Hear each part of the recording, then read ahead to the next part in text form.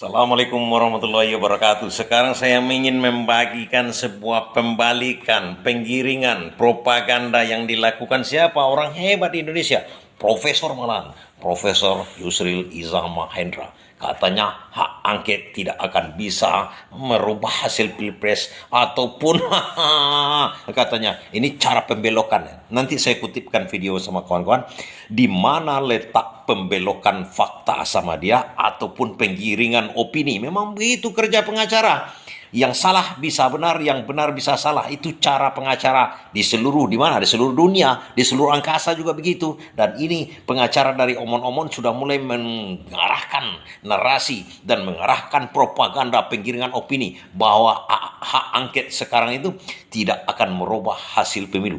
Sangat bisa merubah hasil pemilu. Bahkan menjatuhkan presiden pun hak angket itulah.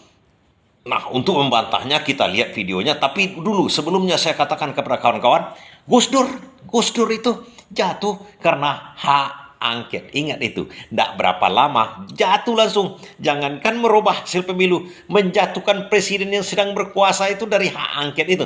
Itu secara konstitusi. Nah, ada pembelokan faktanya nanti. Ingat cara pembelokan faktanya yang narasinya bahwa KPU itu adalah independen katanya.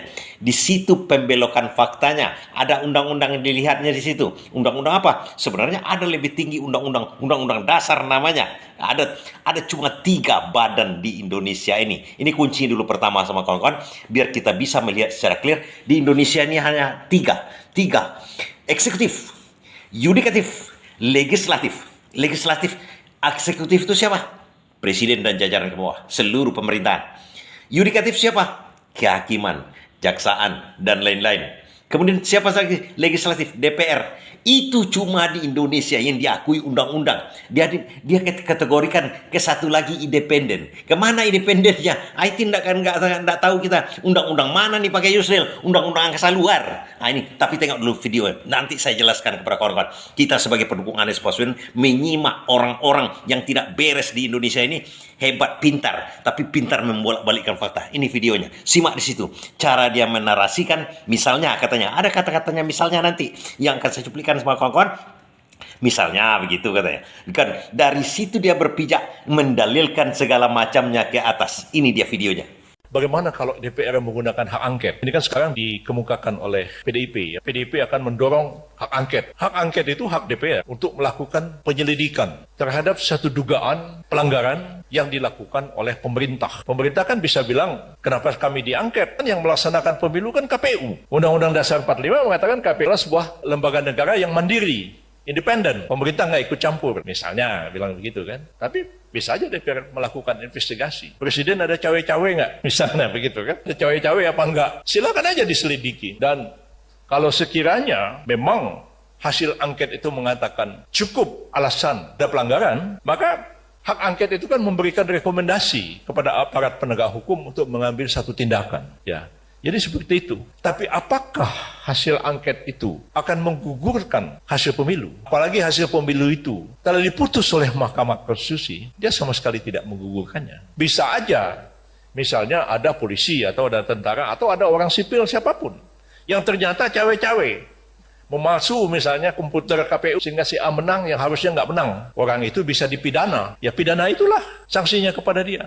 Tapi tidak menggugurkan hasil pemilihan umum apalagi telah diputuskan oleh Mahkamah Konstitusi. Nampak di situ kan? Nampak di situ.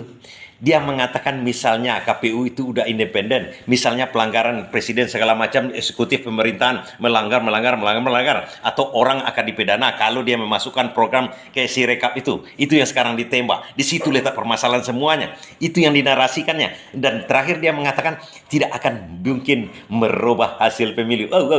Tunggu dulu kawan-kawan. Kita ambil ke dasar balik. KPU itu independen, tapi dia memakai uang negara. Fungsi DPR budgeting namanya. Kalau budgetingnya dari situ DPR akan masuk nanti. Uang negara dipakai oleh KPU untuk melaksanakan pemilu. Itu wajib diawasi oleh DPR. Dan Sirekap ini wajib juga diawasi oleh DPR karena itu memakai uang negara. Programnya itu, program Sirekap itu kan ditender kan.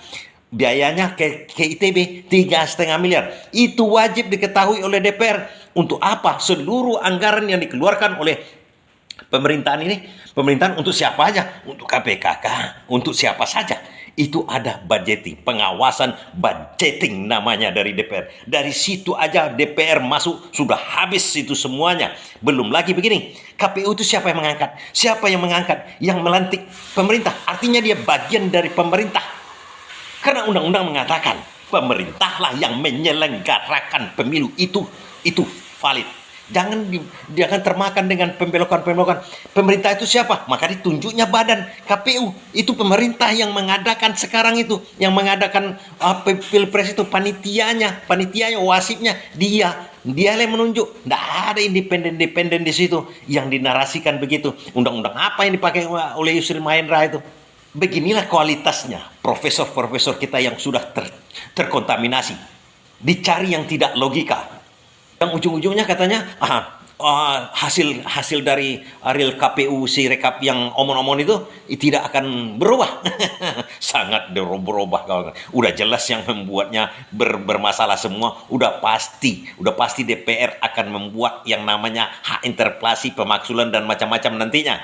Dia hanya membelokkan narasi, ingat, propaganda, penggiringan narasi. Dan itu memang kerja pengacara, apalagi pengacara dalam tanda kutip, pengacara yang culas-culas, hebat, pintar, dan punya nama, tapi otak kurang.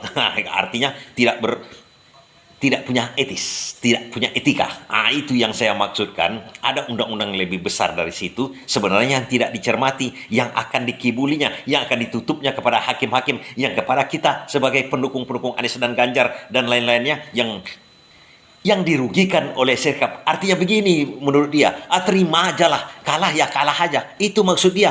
Itu yang kita bongkar di sini. Terima kasih.